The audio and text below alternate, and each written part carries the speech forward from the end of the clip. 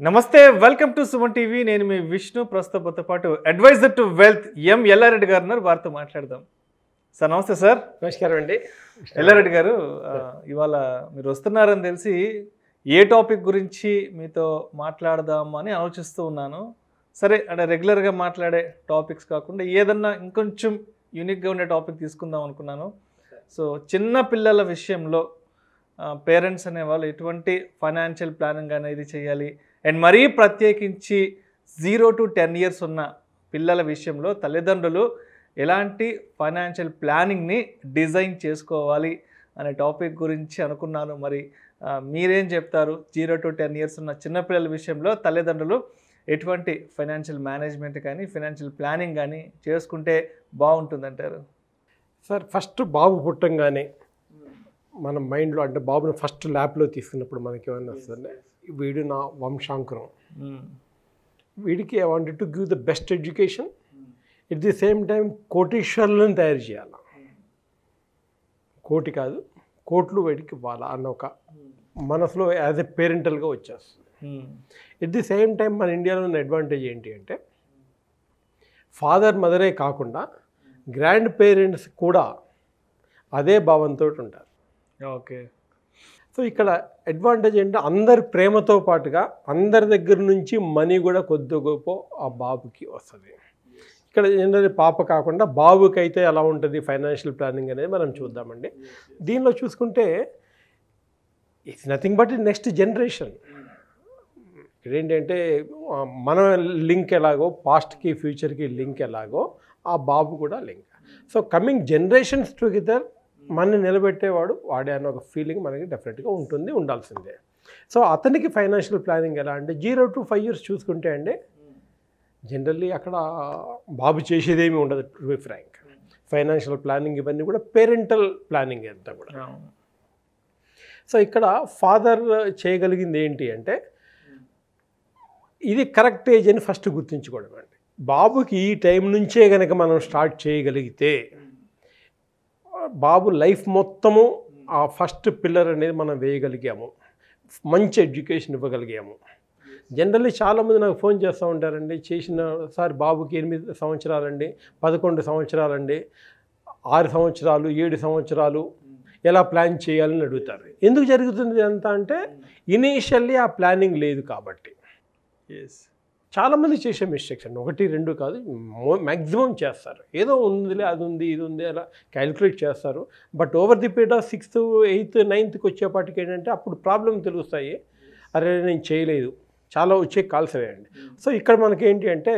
దాదాపు ఇండియాలో ఉన్న ప్రతి మ్యూచువల్ ఫండ్ కంపెనీ లేకపోతే ప్రతి బ్యాంక్ వాళ్ళు చిన్న పిల్లలకు సంబంధించిన ఏదో ఒక ప్లాన్ వాళ్ళ దగ్గర ఉంటుంది జనరల్ IRDA ప్రొడక్ట్స్లో ప్రతి కంపెనీ కూడా చిల్డ్రన్స్కి ఏదో ఒక ప్లాన్ ఉంటూనే ఉంటుందండి okay at the same time mutual ఫండ్లో కూడా ఉంటాయి మ్యూచువల్ ఫండ్లో ఇక ఇదేంటి అంటే ఆదిత్య బిర్లా సన్ లైఫ్ కానీ యాక్సిస్ కానీ HDFC కానీ టాటా కానీ వీళ్ళు ఏంటంటే చిల్డ్రన్ కోసం ఎస్పెషల్లీ కొన్ని ఫండ్స్ పెడతారు అది పిల్లల పేరు మీదనే చేయొచ్చు grandparents also can invest on behalf of minors so కొన్ని ఏంటంటే దీనిలో 2 రకాలు చేయొచ్చండి ఒకటేమో బాబు పేరు మీదనే తీసుకోవచ్చు నెంబర్ 2 బాబు పేరు మీద పేరెంట్స్ చేయొచ్చు లేకపోతే బాబు పేరు మీద గ్రాండ్ పేరెంట్స్ కూడా చేయొచ్చు ఇలా అడ్వాంటేజెస్ డిసడ్వాంటేజెస్ ఉన్నాయండి సో ఎవరి పేరు మీద డిపెండ్స్ ఆన్ ది డాక్యుమెంటేషన్ కరెక్ట్గా ఎవరి పేరు మీద చేస్తే ఎలా ఉంటుంది అనేది ప్రాక్టికల్లీ వచ్చే ప్రాబ్లమ్స్ సో ఇప్పుడు బాబుకి యాక్చువల్లీ మనం ఏం చేయాలి అంటే ఫస్ట్ ఎడ్యుకేషన్ అనేది ఇంపార్టెంట్ అంటే ఫ్యూచర్లో బాబు ఏమవుతాడు అనేది మనకి ఎవరికి తెలియదు ఆ మైండ్ సెట్ ఎలా ఉంటుంది అనేది తెలియదు సో ఇప్పుడు మనం ప్లాన్ చేయాల్సింది ఏంటంటే మేబీ ఇంజనీరింగ్ ఈరోజు వేసుకుంటే 20-25 lakhs మేబీ మెడిసిన్ ఎంత అవుతుందో మీకు తెలుసు అండి మేబీ 1 crore మేబీ ఫారిన్లో ఎడ్యుకేషన్ డిగ్రీ ఇలాంటివి ఏమైనా చేయాలి లేకపోతే ఇండియాలోనే డిగ్రీ చేయాలి ఎంత ఖర్చు అయ్యిద్ది నా MBA టైంలో ఆ రోజుల్లో నేను 5,000 తోటి పాస్ అయిపోయాను బట్ ఈరోజు 5 లక్షలు అవుతుందని రీసెంట్లీగా చెప్పాను సో ఖర్చులు అనేది పెరుగుతూ ఉంటుంది సో ఆ రోజుకి అంటే 18 years 21 years అయిన తర్వాత ఏం చేయాలి బాబు ఫారిన్ వెళ్తాను అనుకోండి అనడానికి ఆస్కారం లేదు సో అందుకని మనం ఒక లిమిటేషన్స్కి వెళ్ళకుండా మ్యాక్సిమం పాసిబుల్ మనం ప్లాన్ చేయాల్సిందే సో అట్లా ప్లాన్ చేయడం ద్వారా ఫస్ట్ ఏంటి అంటే ఎడ్యుకేషన్ కంపల్సరీ ప్లాన్ చేయాల్సిందే ఇంకా స్తోమత ఉంటే కనుక బాబు సెటిల్మెంట్ అంటే ఒక స్టేజ్ దాటిన తర్వాత మేబీ 30-35 మధ్యలో ఏదైతే చేద్దాం అనుకున్నాడో అది ఒకవేళ చేయలేని పరిస్థితిలో ఆ టైంలో ఫైనాన్షియల్ సపోర్ట్ ఉంటే అక్కడ నుంచి మళ్ళీ బిగ్ స్టార్ట్ తోటి వెళ్ళిపోయే అవకాశం ఉంటుంది. కాబట్టి చాలామంది పేరెంట్స్ ఏం చేస్తారంటే బాబు settlement at the time of 30-35లో మేజర్ అమౌంట్ వచ్చేట్టుగా చూస్తారు. ఇంకా కొంతమంది ఏం చేస్తారంటే ఎస్పెషల్లీ గ్రాండ్ పేరెంట్స్ బాబు రిటైర్మెంట్ గురించి ఎక్కువ ఆలోచిస్తున్నారు ఈ రోజుల్లో. బాబు రిటైర్మెంట్ ఎందుకు గ్రాండ్ పేరెంట్స్ ఎస్పెషల్ ఎందుకంటే అండి చాలామందిని చూస్తూనే ఉన్నాను, ఆ ఇంట్లో తాతగారి కట్టిన ఇంట్లో ఉన్నా కూడా తాతగారి పేరు తలుచుకోము. బట్ ఇక్కడ ఏంటి అంటే చాలా చిన్న amount maybe 2000 rupees per month మనం పే చేసినా కూడా ఓవర్ ది పీరియడ్ ఆఫ్ టైంలో అంటే మేబీ ఒక 50 సంవత్సరాలు అలా వేసుకోండి, అంటే బాబు ఎర్లీ రిటైర్మెంట్ టైంలో ఒక 6 కోట్ల నుంచి ఒక 20 కోట్ల దాకా ఇస్తే ఎలా ఉంటుందండి? With very small amount throw away money.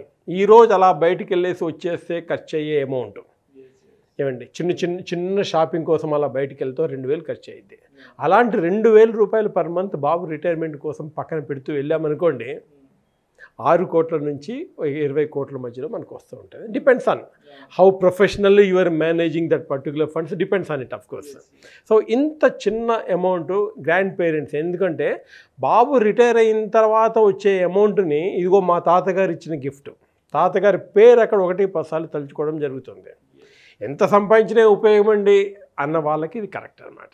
నేను మా నెక్స్ట్ జనరేషన్కి ఆ తర్వాత వాళ్ళ పిల్లలు కూడా ఉపయోగపడేట్టుగా ఇలా చిన్న అమౌంట్ తోటి చేయొచ్చు. చాలామంది ఈరోజు అదే పని చేస్తూ ఉన్నారండి.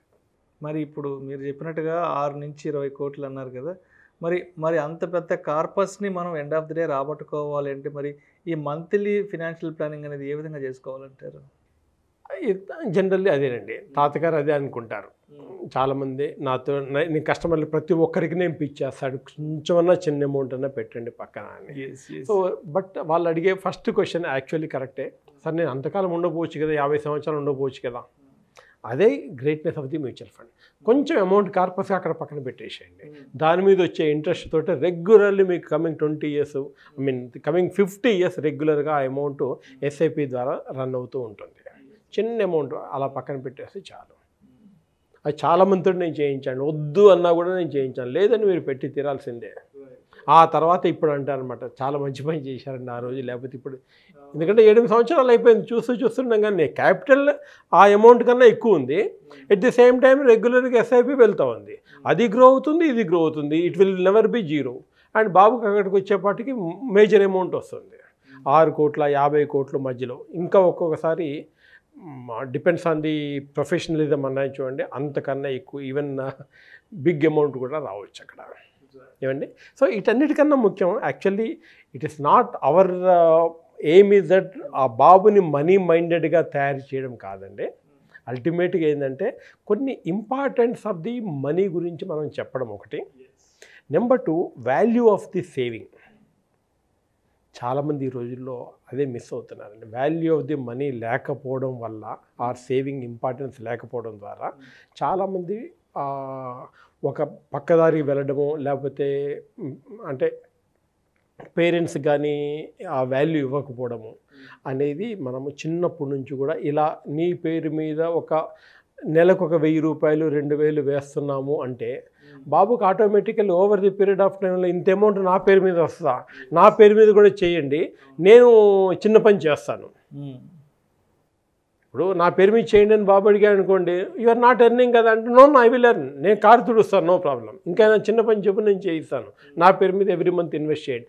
అలాంటి హ్యాబిట్ అనేది కనుక మనం చిన్నప్పటి నుంచి ఇన్కల్కేట్ చేస్తే అక్కడ అంటే కష్టానికి వాల్యూ అనేది తెలుస్తుంది, మనీకి ఇంపార్టెన్స్ తెలుస్తుందండి.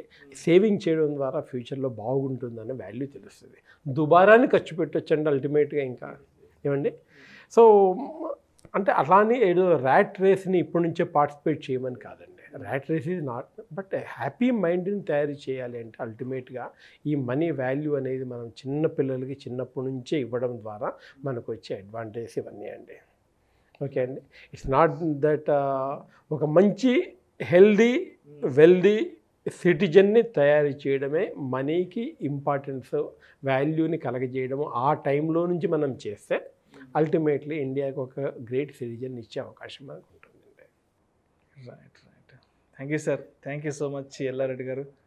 అప్పుడే పుట్టిన పిల్లల నుంచి 10 సంవత్సరాల లోపు వయసున్న పిల్లల విషయంలో తల్లిదండ్రులు ఫైనాన్షియల్ ప్లానింగ్ అనేది, ఫైనాన్షియల్ మేనేజ్మెంట్ అనేది ఏ విధంగా డిజైన్ చేసుకోవాలి అనే అంశం గురించి ప్రేక్షకులకు మీ విశ్లేషణ ద్వారా చాలా చక్కగా వివరించారు sir. Thank you so much sir. Thank you sir. నమస్కారం. ఇలాంటి మరిన్ని ఇంట్రెస్టింగ్ వీడియోస్ వాల్యుబుల్ ఇన్ఫర్మేషన్ కోసం వెంటనే మా ఛానల్ను సబ్స్క్రైబ్ చేయండి, లైక్ చేయండి, షేర్ చేయండి. అదేవిధంగా మీ అభిప్రాయాలను వీడియోస్ కింద కామెంట్స్ రూపంలో మాకు తెలియజేయండి. This is Vishnu signing off.